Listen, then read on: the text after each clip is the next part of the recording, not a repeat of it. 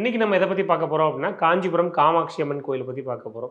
சைவத்துக்கும் வைணவத்துக்கும் மிக முக்கியமான கோயில் வந்து காமாட்சி அம்மன் கோயில். சைவம் காஞ்சிபுரம் சுற்றி வந்து 180க்கும் மேற்பட்ட சிவாலயங்கள் இருக்குது. அந்த எல்லா சிவாலயங்களுக்கும் ஒரே ஒரு அம்மன் கோயில் அப்படின்னா காமாட்சி அம்மன் கோயில். அந்த சிவாலயங்களோட கோபுரங்கள் எல்லாமே காமாட்சி அம்மன் கோயிலை சார்ந்து இருக்கும், இல்லைன்னா பார்த்ததா இருக்கும். வைணவத்துக்கு பார்த்தீங்க அப்படின்னா திவ்ய தேசங்களில் முக்கியமான ஒரு கோயில் வந்து கல்வப்பெருமாள். அவர் வந்து அங்கே தான் இருக்கார். அவரோட வந்து சௌந்தரவல்லி தாயாரும் இருக்காங்க. ஸோ சிவன் பார்வதி அதே மாதிரி பெருமாளும் தாயாரும் எல்லாமே ஒரே இடத்துல இருக்க கோயில் வந்து காமாட்சி அம்மன் கோயில். இந்த காமாட்சி அம்மன் கோயிலில் வந்து வேற ஒன்று விசேஷம்னா ஸ்ரீசக்கரம் அங்கே இருக்குது. அந்த ஸ்ரீசக்கரத்தோட டிசைனே பார்த்தீங்கன்னா கிட்டத்தட்ட பிந்துன்னு இருக்கும். அந்த ஸ்ரீசக்கரத்தோட மத்திய புள்ளி வந்து பிந்து. காமாட்சி அம்மன் கோயிலில் நவவாரண பூஜையில் வாங்குற வந்து இந்த குங்குமம் வந்து அந்த பிந்துக்கு சமானம். அதை வந்து நீங்கள் யூஸ் பண்ண உங்களோட வந்து ஆக்ஞா சக்கரை ஆக்டிவேட் ஆகும். எப்படி இந்த குங்குமம் தயாராகுது அப்படின்னா மஞ்சளும் அதே மாதிரி திருநீரும் சேர்ந்தது தான் இந்த குங்குமம் வரும். மஞ்சள் வந்து அம்பாலை குறிக்கும், அதே மாதிரி இந்த திருநீர் வந்து சிவனை குறிக்கும்.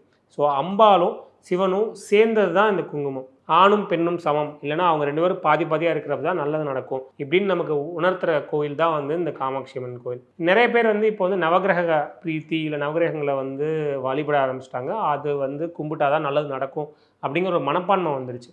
ஸோ இதை வந்து ஒன் ஸ்டாப் சொல்யூஷன், ஏன்னா ஒரே ஒரு கோயில் போனால் இது எல்லாமே நடந்துரும் அப்படின்ற கோயில் எதுனா காமாட்சி அம்மன் கோயில் தான். அம்பாலும் சிவனும் சேர்ந்து இருப்பாங்க. சூரியனும் சந்திரனும் அங்கே வந்து நீங்கள் கும்பிட்ட மாதிரி ஆயிரும். அப்படியே நீங்கள் பார்த்தீங்கன்னா பெருமாள் இருக்காங்க, பெருமாள் கும்பிட்றப்போ புதனை வந்து நீங்கள் வழிபட்ட மாதிரி ஆயிரும். ஸோ தாயார் இருக்காங்க, தாயாரை கும்பிட்றப்போ சுக்கிரன் வந்து உங்களுக்கு வந்து வழிபட்ட மாதிரி ஆயிரும். அங்கே நாக சுப்பிரமணியர் இருக்காரு, அவரை நீங்கள் கும்பிட்றப்போ செவ்வாய் ராகு கேது இது எல்லாமே நீங்கள் வழிபட்ட மாதிரி ஆயிரும். அங்கே வந்து ஐயப்பன் இருக்கார், சாஸ்தா ஐயப்பன் இருக்கார், அவரை நீங்கள் கும்பிட்றப்போ சனிக்கு உண்டான பிரீத்தி உங்களுக்கு கிடைச்சிடும். ஸோ துர்வாச முனிவர் இருக்காரு, அவருக்கு கீழே தான் வந்து அந்த என்டையர் ஸ்ட்ரக்சரே பில்ட் ஆன மாதிரி இருக்கும். அவரை நீங்கள் கும்பிட்றப்போ அங்கே வந்து குருவும் வந்து சேர்ந்து வழிபடுறோம். கிட்டத்தட்ட நவகிரகங்கள் எல்லாமே ஒரே கோயிலில் நமக்கு வழிபாடு பண்ணி அதுக்குண்டான பலனும் கிடைக்கக்கூடிய ஒரே ஒரு கோயில் வந்து காமாட்சி அம்மன் கோயில்.